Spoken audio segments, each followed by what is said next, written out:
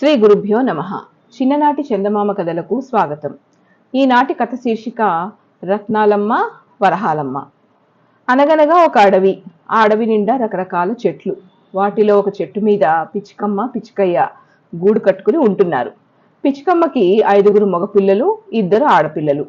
మగపిల్లలన్నిటికీ పెళ్లిళ్ళైపోయాయి. పిచ్చుకమ్మకి పిచ్చుకయ్యకి మగపిల్లల మీద కంటే ఆడపిల్లల మీదే ఎక్కువ ఇష్టంగా ఉండేది. పుట్టుకతోనే అవి చాలా అందంగా పుట్టాయి. వాటి అందాలకు తగ్గట్లుగానే పెద్ద పిల్లకి వరహాలమ్మని, చిన్నపిల్లకి రత్నాలమ్మని పేరు పెట్టి ఎంతో ముద్దుగా గారాబంగా పెంచుకుంటుండేది పిచ్చుకమ్మ. ఇంట్లో ఇంతమంది అన్నలు వదినలు ఉన్నా మన రత్నాలమ్మ వరహాలమ్మ వాటితో కలిసిమెలిసి తిరిగేవి కావు. ఇల్లు వదిలి అడవిలోకి పోయి తిరుగుతూ ఉండేవి.